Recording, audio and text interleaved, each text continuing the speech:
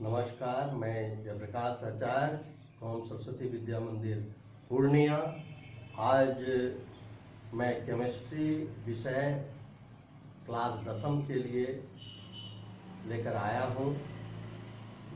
Topic है chemical reaction, chapter है chemical reaction और टॉपिक है रीजन, डिफिनेशन, इफेक्ट। सबसे पहले हम लोग ये समझें कि केमिकल रिएक्शन होता क्यों है, अर्थात why chemical reaction occurs in the nature. There is main reason behind it. इसके लिए हम लोग एटॉमिक स्ट्रक्चर के विषय में कुछ समझना पड़ेगा। कुछ एलिमेंट ऐसे हैं नेचर में जिसको हम लोग इनर्ट गैस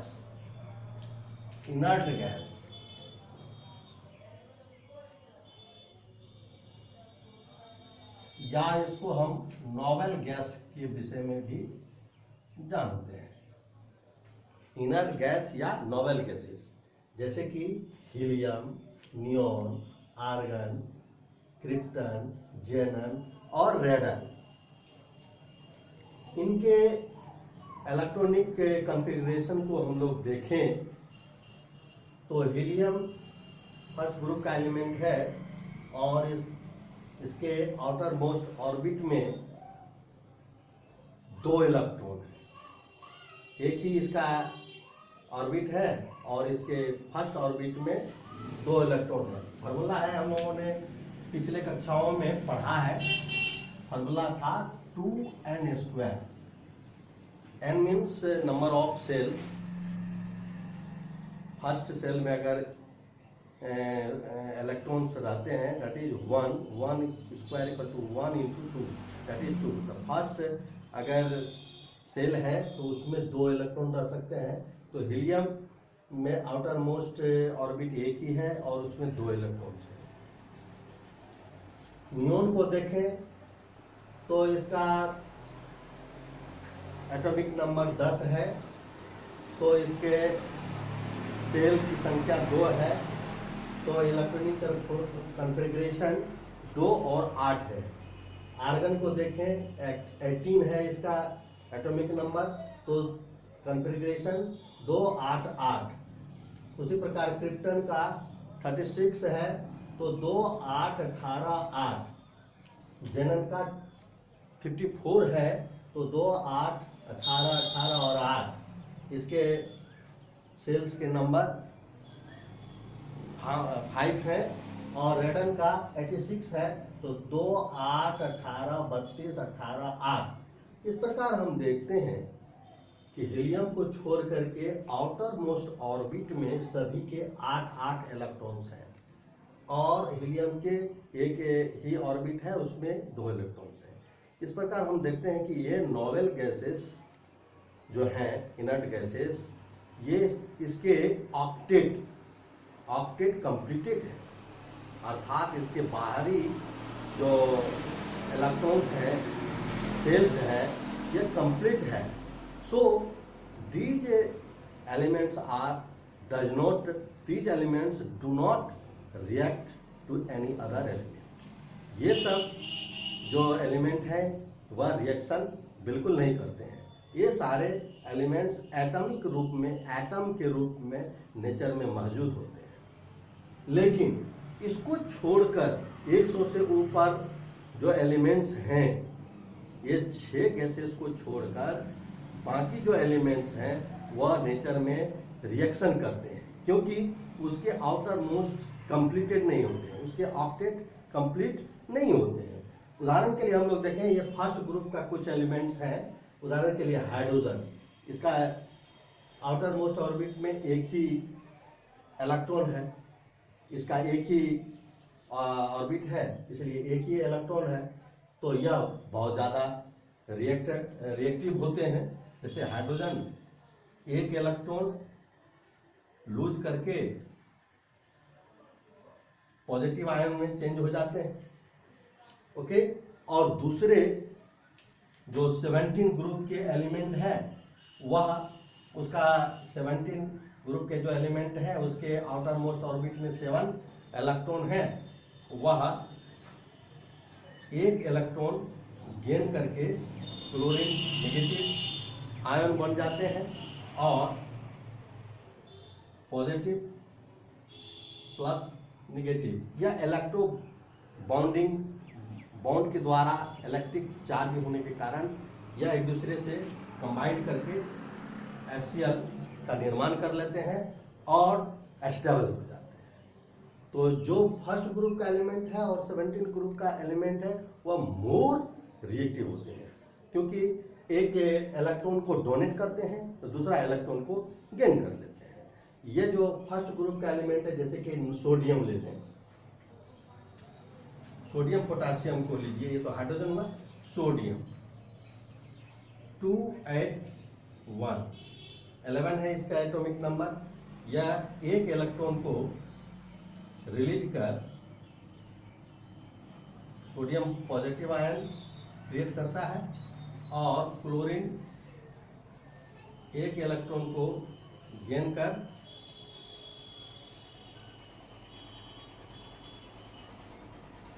या क्लोरीन नेगेटिव आयन क्रिएट होता है या इट इज इलेक्ट्रोवैलेंट बॉन्ड बनाता है और सोडियम क्लोराइड का क्रिएशन होता है। इस प्रकार ये बॉन्डिंग रिएक्शन हो गई और दो एलिमेंट एक प्रकार रिएक्शन करके सोडियम क्लोराइड बनाया।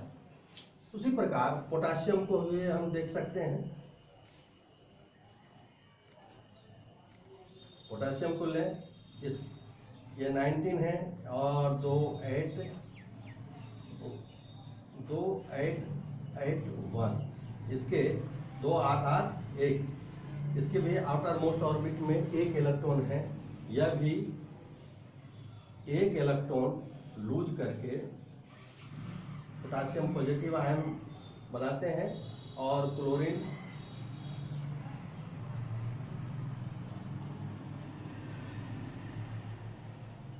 सेवन इलेक्ट्रॉन है, वह एक इलेक्ट्रॉन को गेन कर क्लोरीन नेगेटिव आयन्स क्रिएट करते हैं और दोनों कंबाइंड होकर पोटासियम क्लोराइड बनाते हैं। इस प्रकार फर्स्ट ग्रुप एंड 17 ग्रुप के एलिमेंट जो होते हैं मोर रिएक्टिव होते हैं और जल्दी से नेचर में रिएक्शन कर लेते हैं। तो रिएक्शन होने के पीछे मेन रीजन है उसका ऑक्टेट, एलिमेंट का ऑक्टेट कंप्लीट न होना। जिसके ऑक्टेट कंप्लीट है इनर्ट गैस के, वो रिएक्शन नहीं करते हैं, एटॉमिक रूप में मिलते हैं। लेकिन जो ऑक्टेट कंप्लीट नहीं है वो मॉलिक्यूल्स के रूप में मिलते हैं। उदाहरण के लिए hydrogen gas, oxygen gas, carbon dioxide gas, water molecules, ये सारे मॉलिक्यूल्स के रूप में प्राप्त होते हैं नेचर में। अब हम लोग ये समझने का प्रयास करें कि केमिकल रिएक्शन क्या है, अर्थात केमिकल रिएक्शन क्या है। उसके समझने के पहले हम लोग कुछ नेचुरल रिएक्शन देखेंगे। नेचर में भी ऑलवेज रिएक्शन होते रहता है, जो कि हम लोग न चाहें या चाहें भी उसके कारण भी रिएक्शन होते रहता है। आजकल बहुत ही पॉपुलर हो चुका है कोरोना वायरस। कोरोना वायरस हम लोगों के बॉडी में पहुंचकर केमिकल रिएक्शन के तहत बनाते हैं और हम लोगों को लाइफ से खिलवाड़ हो जा रहा है। हम लोग डेथ कर रहे हैं और उसके कारण फेफड़ा, लंग्स वगैरह जो है डैमेज हो जाता है और जंतुओं का, मनुष्यों का मौत हो रही है। इससे आज हम परेशान हैं। इसलिए हम लोग प्रकृति को छेड़छाड़ न करें, सुरक्षित रहें, साफ सुथरा रहें, ये कहा जा रहा है और करना भी चाहिए। आइए हम कुछ नेचुरल केमिकल रिएक्शन के बारे में समझे। जैसे फोटोसिंथेसिस रिएक्शन, यह ग्रीन प्लांट जो है सूरज की रोशनी में वातावरण से कार्बन डाइऑक्साइड लेकर, जमीन से वाटर लेकर और क्लोरोफिल प्लांट में होता ही है, वह रिएक्शन करके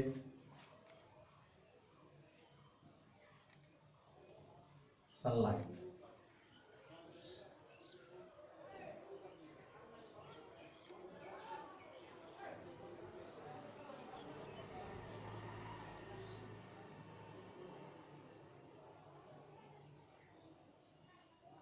ये कार्बन डाइऑक्साइड वातावरण से, जल वातावरण से नीचे से जमीन से ये ग्लूकोज मंड का निर्माण करते हैं और हाइड्रोजन गैस रिलीज करते हैं और नेचर में ऑक्सीजन गैस भी रिलीज करते हैं।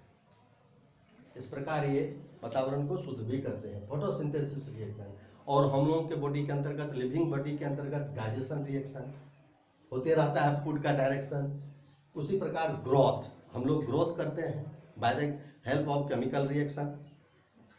रेस्पायरेशन, श्वसन क्रिया चलते रहता है, जिसके अंतर्गत ये ग्लूकोज टूटता है। ग्लूकोज क्या होता है? टूटता है।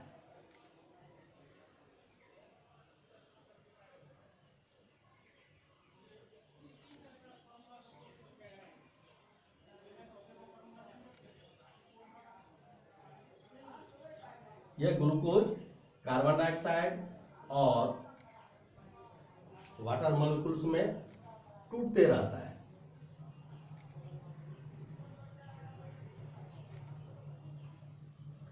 तो लंग्स में रेस्पायरेशन रिएक्शन होता है और ग्लूकोज टूट करके कार्बन डाइऑक्साइड और वाटर मॉलिक्यूल्स में पुनः नेचर में चला जाता है।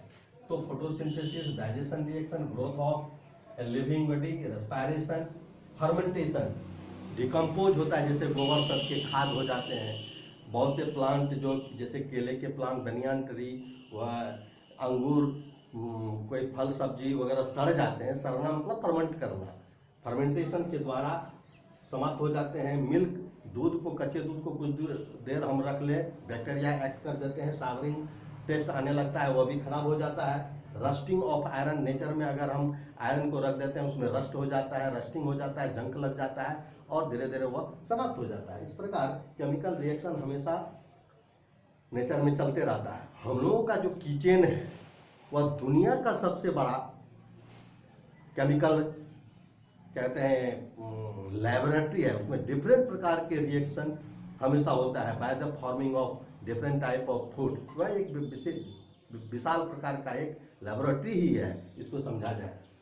अभी हम लोग केमिकल रिएक्शन किसे कहेंगे और या कैसे होता है, इसके विषय में हम लोग समझने का प्रयास करते हैं। Chemical reaction is the process, chemical reaction that is the chemical process by which new substances with new property form। मतलब कि दो या दो से अधिक पदार्थ जुड़कर एक नया पदार्थ बनाते हैं।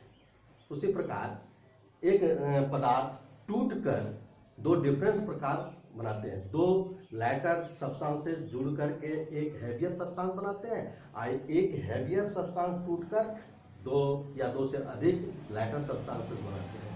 एक सिंपल इक्वेशन कि कार्बन जलकर के ऑक्सीजन में कार्बन डाइऑक्साइड गैस बनाते हैं। उदाहरण के लिए देखें हम लोग, जैसे एक सलाई की काठी है और इसको जलाया गया। यहाँ पर ये जो लकड़ी है, वुड जिसको कहते हैं, कार्बन, और यह ऑक्सीजन में जल करके फ्लेम, हीट और गैस प्रोड्यूस किया। यह देखिए gas, carbon dioxide gas form हो रहा और ये फ्लेम भी बन रहा है। तो यह लकड़ी जल करके राख बना और कार्बन डाइऑक्साइड भी बना। ये एक प्रकार का केमिकल रिएक्शन ही है। अब दूसरे प्रकार का केमिकल रिएक्शन देखिए, ये पेंटाकोशन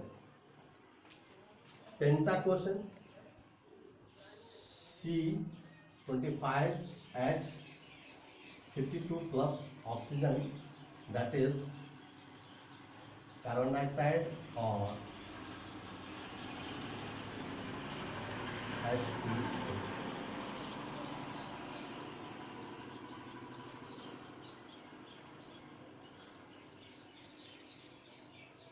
ये बन गया 52, 26 तो 26 गुना बात डबल हो गया, ये 24, सॉरी 25, ये कितना हो गया, 50 और 26,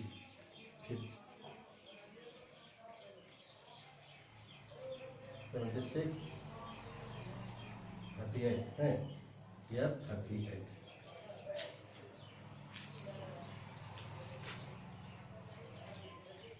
ये वैक्स जिसको कैंडल हम बोलते हैं, ये वैक्स जिसको हम कैंडल बोलते हैं, ये वैक्स पेंटाकोसेन जिसको बोलते हैं पेंटाकोसेन, ये वैक्स जल रहा है, ये बर्निंग हो रही है, इसमें गैस कार्बन डाइऑक्साइड फॉर्म हो रहा है और वाटर मॉलिक्यूल्स फॉर्म हो रहा है। यह एक केमिकल कार्बनिक कंपाउंड है जिसको हम एल्केन श्रेणी में रखते हैं, और इस प्रकार हम ये केमिकल रिएक्शन होते हुए देख रहे हैं, इसको हम समझ रहे हैं। इन्हें आगे की ओर हम देखते हैं कि केमिकल रिएक्शन होने पर इफेक्ट क्या होता है। तो इवोल्यूशन ऑफ गैस, अभी हमने देखा कि गैस का फॉर्मेशन हो रहा था, कार्बन डाइऑक्साइड बन रहा था। कार्बन डाइऑक्साइड को हम कैसे पहचानेंगे कि कार्बन डाइऑक्साइड हो रहा है? उसके लिए हम लोग, जैसे ये कैंडल जल रहा है, इसको हम लोग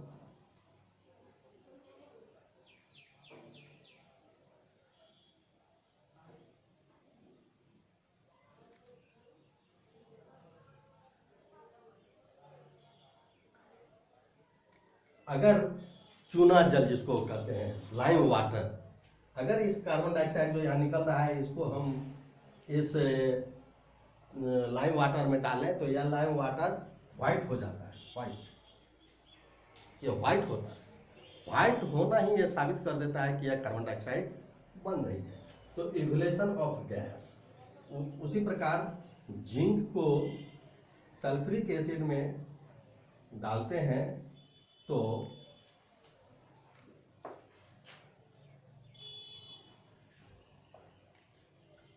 H2 और जिंक सल्फेट, ये H2 गैस फॉर्मेशन होता है।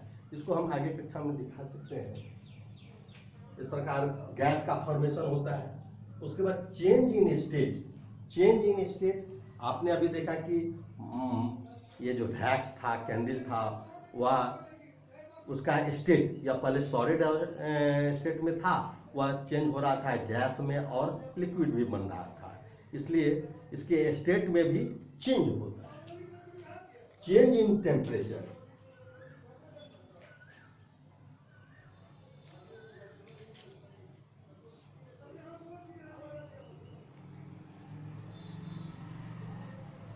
हाँ, एक प्रकार ये समझे, केमिकल रिएक्शन में जो लेफ्ट साइड होता है, इसको एक साइड होने वाला को कहते हैं रिएक्टेंट, और जो न्यू सब्सटेंस प्राप्त होता है उसको प्रोडक्ट कहते हैं।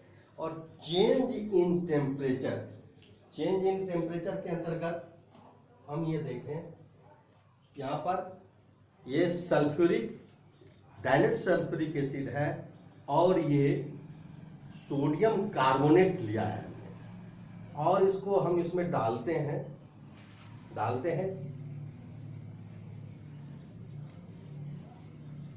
देखिए ये गैस के बुलबुले छोड़ रहे हैं और टेम्परेचर भी क्रिएट हो रहा है, हीटिंग भी हो रही है, ये हीट भी हो रही है। इस प्रकार यह रिएक्शन होते हुए दिख रहा है, गैस भी फॉर्म हो रहा है और ये हीट भी हो रहा है। हीटिंग के लिए हम लोग सबसे बेहतरीन जो हम दिखाना था वह है कि एक बीकर में क्विक लाइम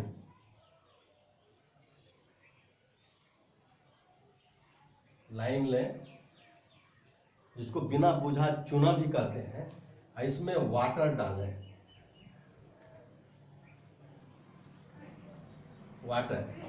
डालें तो ये इससे हीट प्राप्त होने लगता है और ये कैल्शियम हाइड्रोक्साइड में चेंज होने लगता है।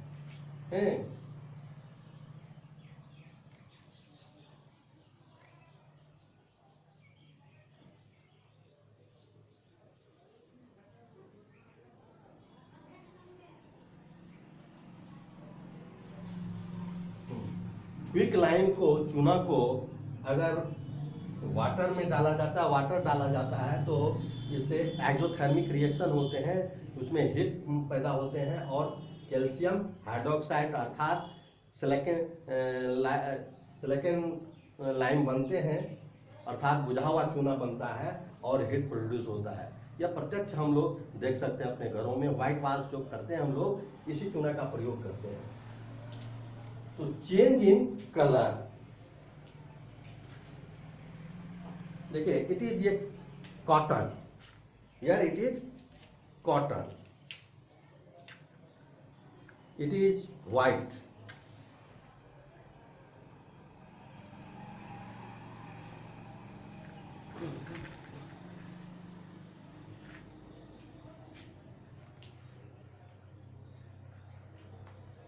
ये ब्लैक हो गई, ये जला बर्न किया और इसका कलर ब्लैक हो गया। ये लाइव है, इसको समझने का हम लोग प्रयास करें। ये हर चीज़ हम लोग हर दिन ये क्रिया रिएक्शन को अपने घरों में देखते हैं और लेबोरेटरी में आइए हम देखते हैं क्या।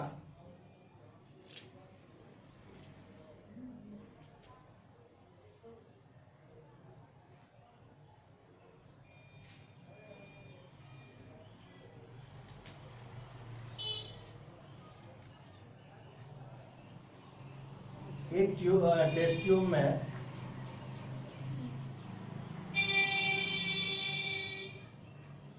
पोटासियम डाइक्रोमेट जो कि येलो कलर में है, ऑरेंज कलर है, ये ऑरेंज कलर है, एक्वस सॉल्यूशन है ये। और इसमें अगर हम सल्फर डाइऑक्साइड गैस को प्रोवाइड करें, डिसॉल्व करें। सल्फर डाइऑक्साइड गैस चूंकि बहुत ही सोलेबल है लिक्विड में, इसलिए जल्दी घुल जाता है। तो ये ऑरेंज कलर आपको ये ग्रीन कलर में चेंज हो जाता है। ये पोटासियम डाइक्रोमेट का एक्वस सॉल्यूशन जो है या ऑरेंज कलर का था और सल्फर डाइऑक्साइड गैस देते ही यह ग्रीन कलर में चेंज हो जाता है। इस प्रकार change in colour also when chemical reaction occurs, change in colour, forming of precipitate. एक बहुत बढ़िया है एग्जाम्पल है जिसको हम लोग अपने घरों में दूध बनाना भी कह सकते हैं, लेकिन यह नकली दूध है। उदाहरण के लिए हम लोग देख सकते हैं कैसे कि एक बीकर में सोडियम सल्फेट ले लें और एक बीकर में बेरियम क्लोराइड ले लें। दोनों का एक्वस सॉल्यूशन बना लें। दोनों देखने में व्हाइट वाटर की तरह लगता है, एकदम बिल्कुल कलरलेस होता है, लेकिन जब दोनों को एक दूसरे में डाला जाता है तो व्हाइट प्रेसिपिटेट दूध की तरह लिक्विड प्राप्त हो जाता है। उदाहरण के लिए sodium sulphate aqueous solution plus barium chloride aqueous solution, barium sulphate aqueous, it is white precipitate और सोडियम क्लोराइड एक्वस सॉल्यूशन प्राप्त होता है। इस प्रकार हम देखते हैं कि प्रेसिपिटेट भी तैयार होता है। केमिकल रिएक्शन होने से गैस फॉर्मिंग हुआ, स्टेट में चेंज हुआ और टेम्परेचर चेंज हुआ, कलर चेंज हुआ, प्रेसिपिटेट चेंज हुआ। केमिकल रिएक्शन होने के साथ साथ न्यू सब्सटेंस बनते हैं और न्यू प्रॉपर्टी लाते हैं। और इन्हीं शब्दों के साथ आज के लिए इतना ही। Thank you. अगर ये चैनल आपको पसंद हुआ, पढ़ाई आपको पसंद हुआ, तो चैनल को सब्सक्राइब और लाइक करेंगे, बेल आइकन को दबाना ना भूलेंगे। थैंक्स।